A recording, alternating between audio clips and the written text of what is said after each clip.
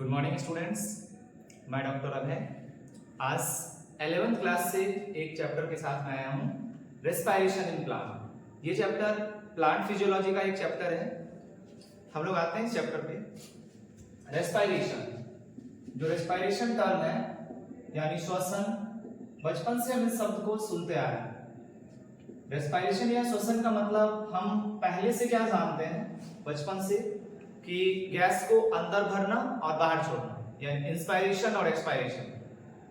ये श्वसन नहीं है, इसके लिए हम एक दूसरा टर्म यूज करते हैं, ब्रीदिंग, संवातन। ब्रीदिंग का मतलब क्या होता है? सांस को अंदर भरना और सांस को बाहर छोड़ना, ये संवातन है। फिर श्वसन हम किसे कहते हैं? श्वसन एक कोशिकीय प्रक्रिया है, सेलुलर मैकेनिज्म है, जिसमें सेल जो है वो एटीपी फॉर्म करती है। एटीपी कहने का मतलब क्या? एनर्जी, यानी सेल एनर्जी के रूप में एटीपी मॉलिक्यूल को बनाएगी। उसी प्रोसेस को नाम दिया जाएगा रेस्पायरेशन। अब ये एटीपी कहां से बनाएगी? इस एटीपी का निर्माण होगा जो भी फूड मटेरियल है, इस फूड मटेरियल को, यानी जो भोज्य पदार्थ है, जो भी हम खाना खाते हैं, इस भोज्य पदार्थ को, फूड मटेरियल को ऑक्सीडाइज किया जाएगा, ऑक्सीकृत किया जाएगा और उससे फिर हमें एनर्जी बनेगी। यानी कुल मिलाकर हम रेस्पायरेशन को डिफाइन करें, परिभाषित करें तो क्या बोलेंगे?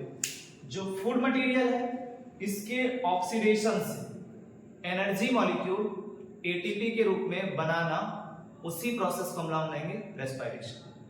और ये जो रेस्पायरेशन है ये सेल के अंदर होने वाली प्रक्रिया है। तो इस चैप्टर को हम एक और नाम से जानते हैं, सेल्यूलर रेस्पायरेशन।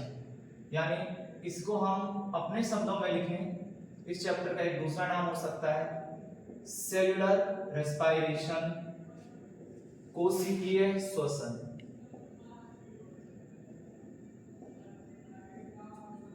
यानी सेल्यूलर रेस्पायरेशन टर्म हम यूज कर रहे हैं, इसका मतलब ये प्रोसेस केवल प्लांट में नहीं चलेगा, प्लांट के अलावा जितने भी लिविंग ऑर्गेनिज्म सभी में चलेगा।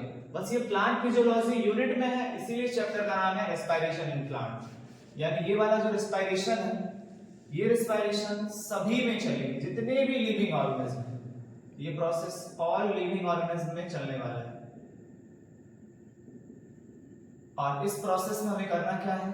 तो फूड मटेरियल को ऑक्सीडाइज करना है और इससे एटीपी बनाना है। ये जो रेस्पायरेशन है, आगे हम देखें तो रेस्पायरेशन दो टाइप का होता है। एक रेस्पायरेशन जो है उसके लिए हम टर्म यूज करते हैं एरोबिक रेस्पायरेशन, वायवीय श्वसन। और एक दूसरा रेस्पायरेशन है, उसके लिए हम टर्म यूज करते हैं एनएरोबिक रेस्पायरेशन, अवायवीय श्वसन। एक तो हो गया वायवीय और दूसरा हमारे पास हो गया अवायवीय। दोनों में क्या डिफरेंस है? तो पहले से हम इन शब्दों को सुने भी हैं। वायवीय एरोबिक कहने का मतलब क्या? जिस रेस्पायरेशन में ऑक्सीजन यूज होगा, O2 यूज होगा, वो रेस्पायरेशन हो जाएगा एरोबिक। और जहां पर O2 यूज नहीं होगा वो रेस्पायरेशन हो जाएगा एनारोबिक। यानी वायवीय श्वसन में ऑक्सीजन एसेंशियल है, ऑक्सीजन होना चाहिए, और अवायवीय में ऑक्सीजन की जरूरत नहीं है। दूसरा पॉइंट बात करें, वायवीय में यानी एरोबिक रेस्पायरेशन में जो फूड मटेरियल है, इस फूड मटेरियल का कंप्लीट ऑक्सीडेशन होगा, पूर्ण ऑक्सीकरण कराना है ऑक्सीजन के प्रेजेंस में। और एनारोबिक रेस्पायरेशन में, अवायवीय श्वसन में, फूड मटेरियल का पार्शियल ऑक्सीडेशन होगा, आंशिक ऑक्सीकरण होगा। यानी कुल मिलाकर हम लोग बात करें तो एरोबिक रेस्पायरेशन हम किसको बोलेंगे? ऑक्सीजन के प्रेजेंस में फूड मटेरियल का कंप्लीट ऑक्सीडेशन, यानी ऑक्सीजन की उपस्थिति में जो भोज्य पदार्थ है उसका पूर्ण ऑक्सीकरण वायवीय श्वसन, एरोबिक रेस्पायरेशन कहलाएगा। और अवायवीय या एनारोबिक रेस्पायरेशन क्या होगा? ऑक्सीजन के एब्सेंस में, ऑक्सीजन की अनुपस्थिति में फूड मटेरियल भोज्य पदार्थ का पार्शियल ऑक्सीडेशन, आंशिक ऑक्सीकरण, तो ये कहलाएगा अवायवीय श्वसन, एनारोबिक रेस्पिरेशन। एक और डिफरेंस की बात करें, एरोबिक रेस्पिरेशन में हमें 1 ग्लूकोज मॉलिक्यूल से 36 और 38 एटीपी मॉलिक्यूल मिलते हैं, जबकि एनारोबिक रेस्पिरेशन में 1 ग्लूकोज मॉलिक्यूल से ओनली 2 एटीपी। तो यहां पर हमें बहुत कम एनर्जी मिलता है, ओनली 2 एटीपी। ग्लूकोज से जितना टोटल एनर्जी मिलना चाहिए उसमें लेस देन 7% से भी कम एनर्जी मिलता है एनारोबिक में, और एरोबिक में 36 और 38 एटीपी एनर्जी मिलते हैं। यानी दो मोड हमें रेस्पिरेशन का बनना, एक एरोबिक और एक एनारोबिक। एक एक करके हम लोग डिस्कस करते हैं। तो पहले मोड पर हम आते हैं एरोबिक रेस्पिरेशन, उसी को हम लोग आगे बढ़ाएंगे।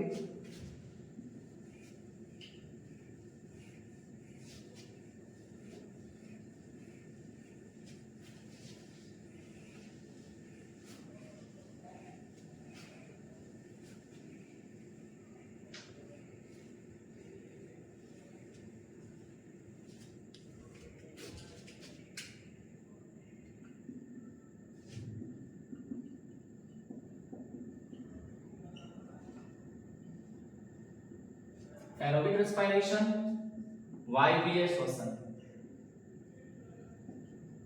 किससे बोलेंगे एरोबिक रेस्पिरेशन, वायवीय श्वसन?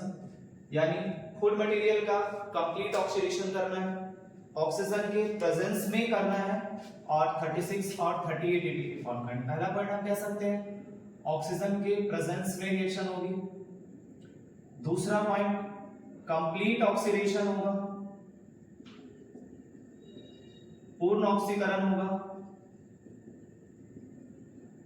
और तीसरा पॉइंट हम लोग बात करें 36 और 38 एटीपी फॉर्म होंगे। ये 3 पॉइंट हमने वो डिफरेंस में देखा था। अब हम लोग आते हैं एरोबिक रेस्पिरेशन में कौन कौन से स्टेप्स होंगे, कौन कौन से चरण होंगे।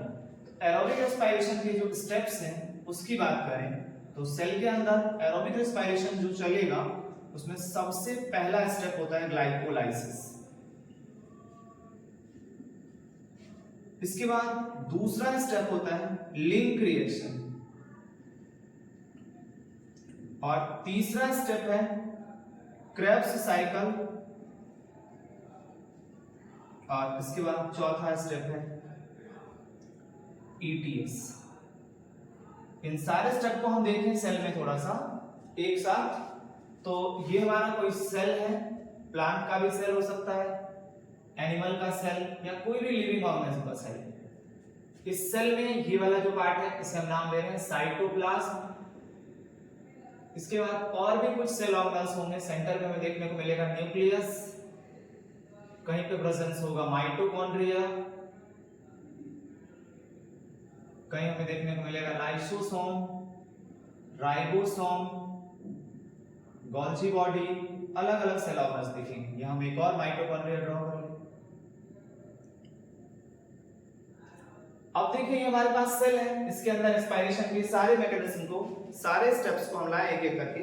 तो सबसे पहला स्टेप होता है ग्लाइकोलाइसिस।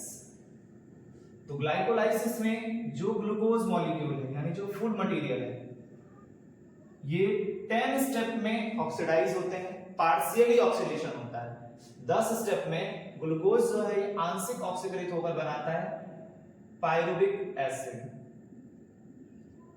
उसके बाद ये जो पायरुविक एसिड है ये आगे और दूसरे रिएक्शंस को करने के लिए जाते हैं माइटोकॉन्ड्रिया में। तो ग्लूकोज से जो पायरुविक एसिड का बनना है इसी प्रोसेस को हम लोग नाम देते हैं ग्लाइकोलाइसिस। दूसरा पॉइंट हम बात करें, अब ये जो पायरुविक एसिड है ये पायरुविक एसिड जाएगा माइटोकॉन्ड्रिया में। तो पायरुविक एसिड माइटोकॉन्ड्रिया में जब जाता है तो ये कन्वर्ट हो जाता है एसिटाइल कोएंजाइम ए में। तो इसी रिएक्शन को नाम देते हैं लिंक रिएक्शन। और अंदर जाकर के एसिटाइल कोएंजाइम एक साइकिल चलाता है जिस साइकिल को हम नाम देते हैं क्रेब्स साइकिल। यानी ये एसिटाइल कोएंजाइम अंदर जाकर चलाएगा क्रेब्स साइकिल। और फिर यहां पर रिएक्शन वाले सारे पार्ट कंप्लीट हो जाते हैं क्रेब्स तक।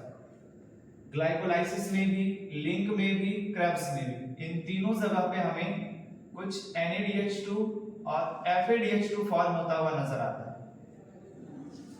और ये NADH2 और FADH2 जो है आगे फर्दर और ऑक्सीडाइज होता है ETS के थ्रू, इलेक्ट्रॉन ट्रांसपोर्ट सिस्टम के थ्रू, और वहां से ATP फॉर्म करता है। तो ये पूरी मैकेनिज्म है एरोबिक रेस्पिरेशन का। इन्हीं पर हम लोग आगे बढ़ते हैं। कुछ और छोटे छोटे शब्द देखें। यहाँ पे छोटे छोटे शब्द में हम लोग पहला शब्द लें, एक टर्म यूज होता है रेस्पिरेटरी सबस्ट्रेट।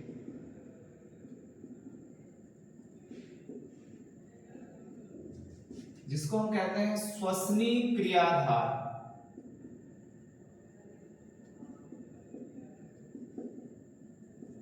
इसका मतलब क्या है? रेस्पिरेटरी सबस्ट्रेट, श्वसनी क्रियाधार, वो सबस्ट्रेट जो रेस्पिरेशन में पार्टिसिपेट करेंगे। तो रेस्पिरेशन में क्या पार्टिसिपेट करने के लिए आएंगे? Food material. जो भी फूड मटेरियल रेस्पिरेशन करने के लिए आएगा, जो फूड मटेरियल रेस्पिरेशन करने के लिए आएंगे, उसी को हम लोग नाम देंगे रेस्पिरेटरी सबस्ट्रेट। यानी जो भी फूड मटेरियल हम लोग इनटेक कर रहे हैं, जो खा रहे हैं, उसमें से जो रेस्पिरेशन में जाएगा उसे नाम देंगे रेस्पिरेटरी सबस्ट्रेट। और फूड मटेरियल जो हम खाते हैं उसमें क्या क्या आता है? एक है कार्बोहाइड्रेट, दूसरा हम लोग जो खाते हैं वो है फैट, और तीसरा हम बात करें प्रोटीन। मुख्य रूप से हमारे भोजन का, हमारे डाइट का मेजर कंटेंट, मुख्य भाग यही होता है। कार्बोहाइड्रेट पाचन के बाद बदल जाता है ग्लूकोज में। फैट जो है ये पाचन के बाद बदल जाता है ग्लिसरॉल प्लस फैटी एसिड, और प्रोटीन पाचन के बाद बदल जाता है अमीनो एसिड। ये डाइजेशन हुआ, पाचन हुआ। इसके बाद ये सब ब्लड के थ्रू सेल में जाते हैं। यानी सेल में जो जाएगा ग्लूकोज जाएगा, फैट जाएगा फैटी एसिड, और ग्लिसरॉल के रूप में प्रोटीन जाएगा अमीनो एसिड के रूप में। यानी रेस्पिरेशन में यही सब भाग लेंगे। इसलिए मैंने रेस्पिरेशन में ग्लूकोज से स्टार्ट किया था एरोबिक रेस्पिरेशन।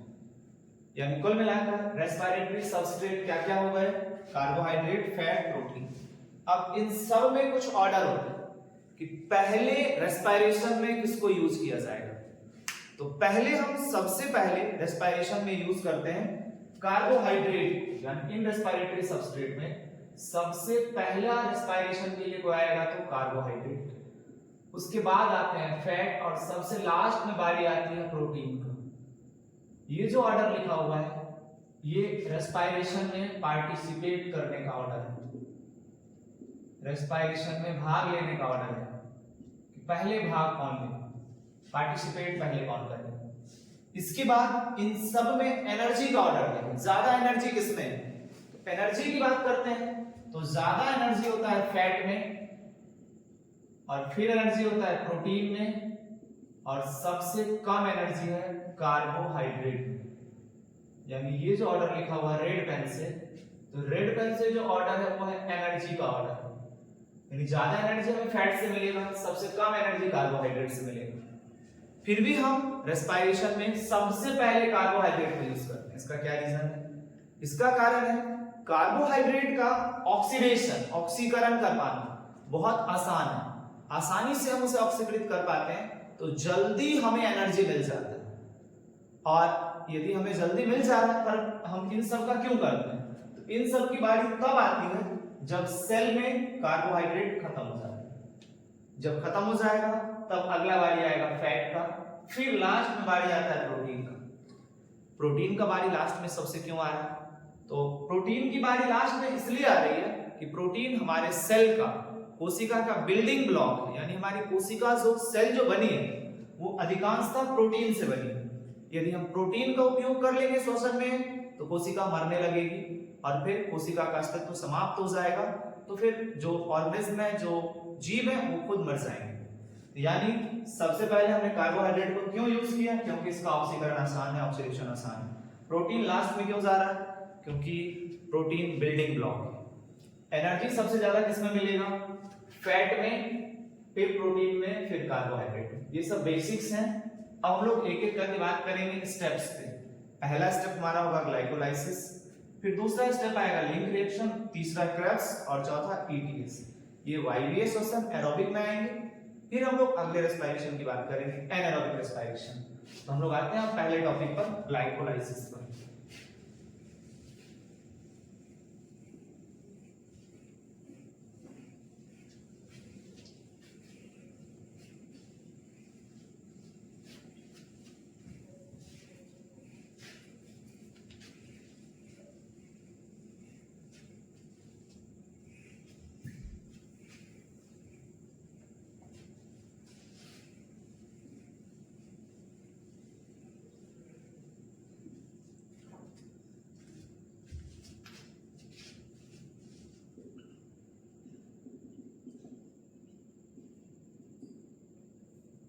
एरोबिक रेस्पिरेशन में जो सबसे पहला स्टेप है वो है ग्लाइकोलाइसिस,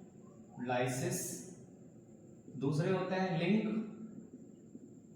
रिएक्शन, तीसरा हमारे पास देखने को मिलता है क्रेब्स साइकिल और चौथा हमारे पास मिलता है ईटीएस। तो पहला टॉपिक हम लोग लेंगे इसी में से ग्लाइकोलाइसिस को।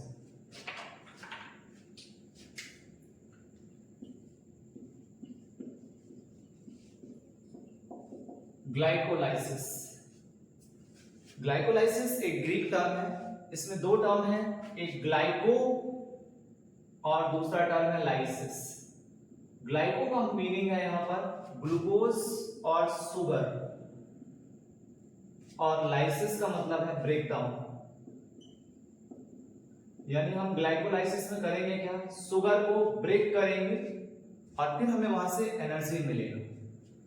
ये जो ग्लाइकोलाइसिस है इसके बारे में तीन साइंटिस्ट ने मिलकर बताया था, एम्बेडेन, मेयरहॉफ और एक और साइंटिस्ट है पारमास। ये तीनों साइंटिस्ट ने मिलकर ग्लाइकोलाइसिस को डिस्कवर किया।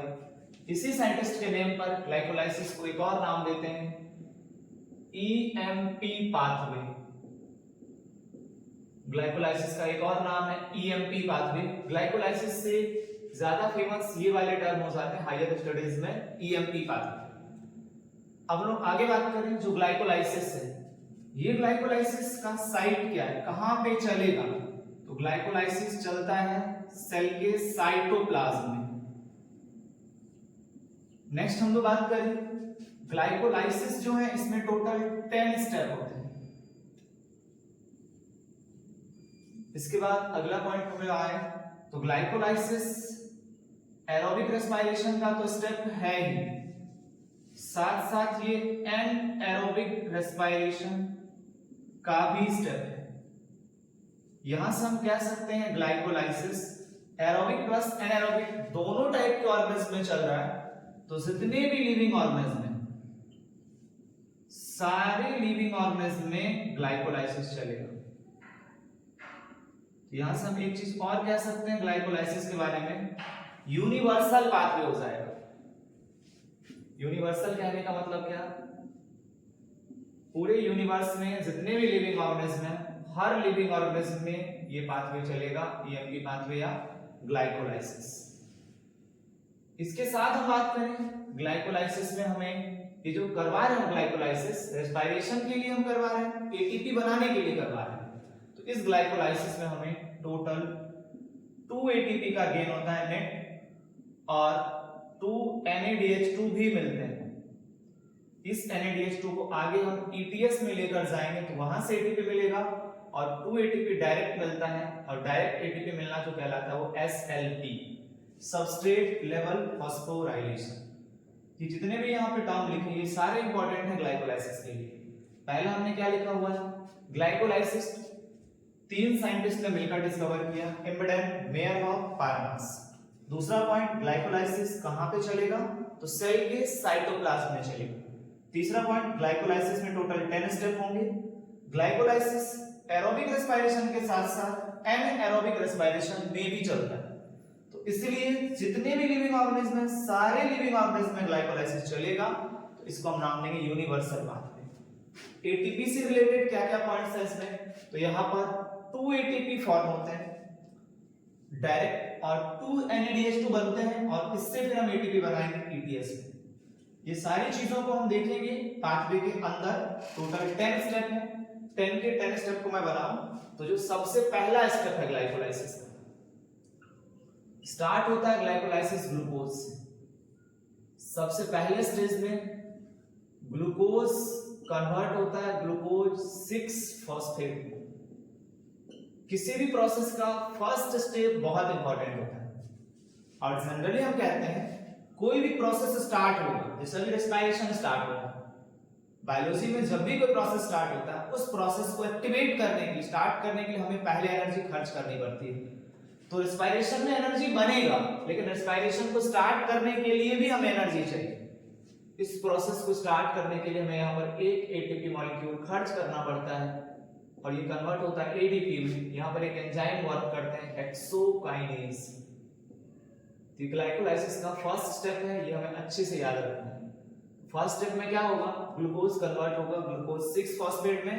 यहाँ पर एक एटीपी मॉलिक्यूल खर्च होंगे और फिर एंजाइम वर्क करेगा हेक्सोकाइनेज। सारे स्टेप्स को हम बनाएं एक एक करके, तो हम देखेंगे हमें क्या क्या देखने को मिलेगा स्टेप्स में।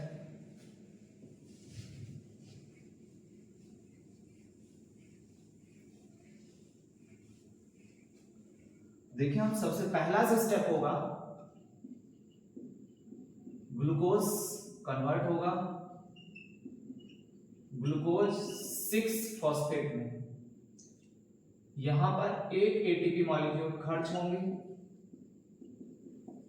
और एंजाइम वर्क करेगा हेक्सोकाइनेज। इसके बाद सेकेंड स्टेप में ये आइसोमराइज हो जाता है, यानी ग्लूकोज अपने आइसोमर समावयवी रूप फ्रुक्टोज में कन्वर्ट होता है। तो ये पूरा कंपाउंड कन्वर्ट हो जाएगा फ्रुक्टोज 6 फॉस्फेट में। ये सेकेंड स्टेप हो जाएगा ग्लाइकोलाइसिस का। और जो थर्ड स्टेप है, थर्ड स्टेप में भी एक एटीपी मॉलिक्यूल खर्च होते हैं और ये कन्वर्ट होगा फिर से एडीपी में और ये पूरा कंपाउंड कन्वर्ट हो जाता है फ्रुक्टोज 1,6 बिस फॉस्फेट। ये थर्ड स्टेप है। इसके बाद जो नेक्स्ट स्टेप है, फोर्थ स्टेप, ये फ्रुक्टोज 1,6 बिस फॉस्फेट ये ब्रेक हो जाता है 2 कंपाउंड में। एक कंपाउंड बनते हैं PGAL फॉस्फोग्लिसरेल्डिहाइड और दूसरा कंपाउंड बनता है DHAP डाइहाइड्रोक्सी एसीटोन फॉस्फेट। ये फोर्थ स्टेप है और फिर फिफ्थ स्टेप में DHAP कन्वर्ट हो जाता है PGAL। ये फिफ्थ स्टेप है। यहां से PGAL के 2 मॉलिक्यूल बन जाते हैं, 2 अणु बन जाएंगे। यानी प्रोसेस में देखें ये फर्स्ट हाफ है, 10 में से 5 स्टेप हमें देखने को मिल रहा है। 10 में से जो 5 स्टेप है इसमें से हम ध्यान दें तो ये हमारे लिए फर्स्ट स्टेप है, ये सेकंड, ये थर्ड, ये फोर्थ और ये हमारा स्टेप हो गया फिफ्थ। इसके बाद हम लोग बात करें आगे फर्दर सिक्स्थ स्टेप से। तो सिक्स्थ स्टेप में स्टार्ट होगा कहां से, PGAL से, यानी 2 मॉलिक्यूल बना है PGAL की। यहां से पूरी ग्लाइकोलाइसिस 2 बार चलेगी, 2 मॉलिक्यूल है, सब कुछ 2-2 बार चलेगा। तो ये PGAL कन्वर्ट होता है 1,3 बिस PG और यहां पर एक मॉलिक्यूल बनता है NADH2 NAD+। उसके बाद ये सिक्स्थ स्टेप के बाद जो अगला स्टेप है, सेवंथ स्टेप, 1,3 बिस PGA जो है ये कन्वर्ट हो जाते हैं 3 PGA। 3 PGA के बाद अगले स्टेप में 3 PGA कन्वर्ट होता है 2 PGA में और 2 PGA फिर कन्वर्ट होता है PEP में और PEP सबसे लास्ट में कन्वर्ट हो जाएगा पायरुविक एसिड में और पायरुविक एसिड में नंबर ऑफ कार्बन 3। ये सारे 2-2 बनेंगे क्योंकि आगे जो रिएक्शन होने वाली है यहां से सब 2 बार होने वाली है, तो सब कुछ 2-2 बार बनेगा। और ग्लूकोज में नंबर ऑफ कार्बन है 6, यानी 6 कार्बन का कंपाउंड 3-3 कार्बन के 2 कंपाउंड पायरुविक एसिड में बदलते हैं। यानी इस पूरे प्रोसेस में हमें एक चीज समझना आ रहा है, एक भी CO2 रिलीज नहीं हुआ है, यानी नो CO2 रिलीज, और कहीं भी ऑक्सीजन यूज नहीं होता है। यानी ऑक्सीजन का भी यूज हमें देखने को नहीं मिल रहा। इसके बाद हम देखें इस रिएक्शन में पूरे में स्टेप्स को आगे देखें। ये हमारा 6th स्टेप है, ये 7th है, ये 8th है, ये 9th है और ये 10th है। तो 7th स्टेप पे हमें एटीपी फॉर्म होता हुआ नजर आता है। एडीपी से एटीपी बनते हैं, तो 2 बार रिएक्शन चलेगा तो यहाँ से 2 एटीपी फॉर्म होंगे। ये 6th स्टेप में भी 2 बार चलेगा तो 2 NADH2 फॉर्म होगा। और फिर जो सबसे लास्ट स्टेप है 10th स्टेप, यहाँ पर भी एटीपी फॉर्म होते हैं, 2 एटीपी, 2 एडीपी से 2 एटीपी बन जाएंगे। यानी अब हम इस पूरे प्रोसेस को देखें, एटीपी रिलेटेड स्टेप कौन कौन से हैं आपको दिखेगा 1, 3, 7, 10। ये स्टेप है एटीपी रिलेटेड स्टेप। एटीपी से संबंधित चरण कौन कौन सा है? एक फर्स्ट दिख रहा है जहां एटीपी खर्च हुआ है, और एक थर्ड दिख रहा है जहां पर एटीपी खर्च हो रहा है, फर्स्ट और थर्ड पे। तो यानी स्टार्टिंग के जो 2 स्टेप हमें दिख रहे हैं फर्स्ट और थर्ड, यहां पर एटीपी क्या हो रहा है? खर्च हो रहा है, एटीपी का लॉस होगा। और 7th और 10th स्टेप जो है यहां पर एटीपी गेन हो रहे हैं, बन रहे हैं, यहां पर एटीपी का गेन होगा। तो कितने एटीपी का गेन है? 4 एटीपी का। 2 स्टेप है, दोनों में 2-2 बन रहे हैं तो 4 बन जाएंगे। और लॉस कितने एटीपी का है? तो 2 एटीपी का। 2 एटीपी का लॉस हो रहा है, 1 एटीपी फर्स्ट स्टेप में और 1 ATP second, 1 ATP third step में। नेट बात करें तो हमें 4 बन रहे हैं, 2 खर्च हो रहे हैं, तो 4 - 2 बराबर 2 एटीपी का गेन होगा मेन, यानी पूरी रिएक्शन में जो नेट एटीपी मिलेंगे 2 मिलेंगे। और इसके बाद एक और काम की चीजें हैं, 6th स्टेप में हमें क्या मिल रहा है? तो 6th स्टेप में 2 NADH2 मिल रहे हैं। एक और चीज हम देखें, 2 NADH2 भी फॉर्म हो रहा है। किस स्टेप में? तो हम बात करेंगे 6th स्टेप में।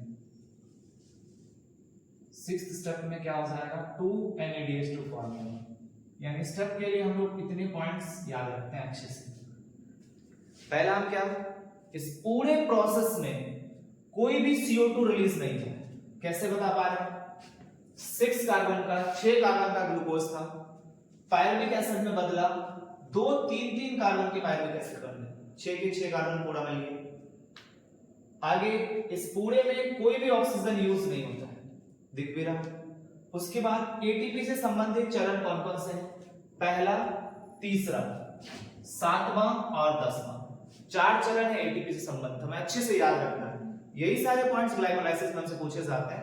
इसके बाद अगला हम बात करें, इन चारों में से पहले और तीसरे चरण में एटीपी खर्च होगा और 7वें और 10वें चरण में एटीपी बनेगी। जो खर्च होते हैं पहले और तीसरे में, एक एटीपी खर्च होता है तो खर्च होगा 2 एटीपी, और 7वें और 10वें चरण में 2-2 एटीपी बनते हैं तो कुल 4 एटीपी बनेगा। तो नेट हम लोग बात करेंगे 4 बनेगा, 2 खर्च होगा, 2 एटीपी का गेन।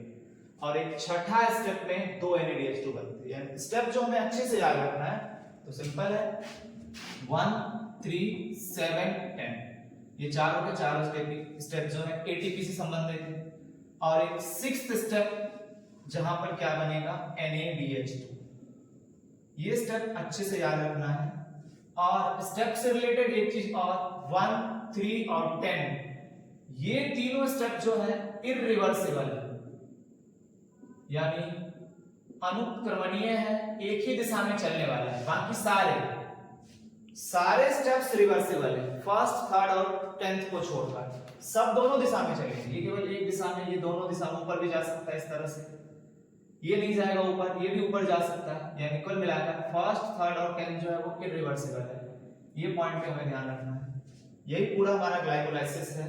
इसमें हम एक बार फिर बात करें ग्लाइकोलाइसिस के लिए क्या क्या हम पॉइंट्स को ध्यान रखते हैं। तो इसके लिए हम देखिए एक शॉर्ट फॉर्म बनाए ग्लाइकोलाइसिस का। शॉर्ट फॉर्म कहने का मतलब जो काम की चीजें हैं उसको हम लिखें एक साथ। तो किस तरह से हम ग्लाइकोलाइसिस को रिप्रेजेंट करते हैं? तो बहुत आसान है। हम ग्लाइकोलाइसिस में स्टार्ट किए हैं कहां से? ग्लूकोज से। कितने कार्बन का ग्लूकोज है? 6 कार्बन का। ये किसमें कन्वर्ट होगा? 2 मॉलिक्यूल बनेंगे पायरुविक एसिड के। पायरुविक एसिड कहने का मतलब 3 कार्बन, 2 मॉलिक्यूल बन गए 3 कार्बन के पायरुविक एसिड। अब देखिए हम इस पे लिखें क्या क्या हुआ है इस प्रोसेस में। सबसे पहला ये जो प्रोसेस है इसका नाम है ग्लाइकोलाइसिस या फिर EMP पाथवे। दूसरा पॉइंट, ये पाथवे कहां चलेगा? तो सेल के साइटोप्लाज्म में चलेगा। तीसरा पॉइंट हम लोग बात करें, इस ग्लाइकोलाइसिस में टोटल कितने स्टेप होंगे? 10 स्टेप है, 10 स्टेप है। चौथे पॉइंट पर बात करें, इसमें इरिवर्सिबल स्टेप कौन कौन सा है? फर्स्ट, थर्ड और 10th, ये तीनों स्टेप इरिवर्सिबल है। इरिवर्सिबल कहने का मतलब अनुत्क्रमणीय, यानी एक ही दिशा में चलने वाले हैं। अगला, एटीपी से संबंधित चरण कौन कौन सा है? एटीपी से संबंधित है 1, 3, 7, 10। फर्स्ट और थर्ड स्टेप पर एटीपी का लॉस होगा और 7th और 10th स्टेप पर एटीपी गेन होगा। कितने एटीपी का गेन होगा? 4 का। लॉस कितने होगा? 2 का। और इन सब के लिए हम लास्ट में बात करें, टोटल नेट 2 एटीपी का गेन है ग्लाइकोलाइसिस में। और एक और पॉइंट पे बात करें हम इसमें, ये जो प्रोसेस है इसमें 2 NADH2 भी फॉर्म होंगे। किस स्टेप पे NADH2 फॉर्म होंगे? तो 6th स्टेप पर। ये सारे बहुत इंपॉर्टेंट हैं। इसके बाद कुछ और पॉइंट्स देखें हम लोग ग्लाइकोलाइसिस के लिए। तो जैसे हम बात करें ग्लाइकोलाइसिस में, एरोबिक और एनएरोबिक दोनों में चलने वाला प्रोसेस है।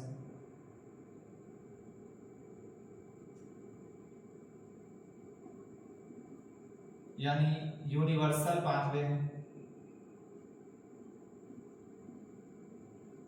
अगला एक पॉइंट हम बात करें, इस पूरे प्रोसेस में एक भी CO2 का लॉस नहीं, नो CO2 रिलीज। और इस पूरे प्रोसेस में हम बात करें, कोई एटीपी यूज नहीं हो, मतलब कोई ऑक्सीजन यूज नहीं हो, नो O2 यूज। यही पूरा हमारा ग्लाइकोलाइसिस है। इतनी चीजों को हम ध्यान रखें अच्छे से, तो यही हमारे काम का है पूरा।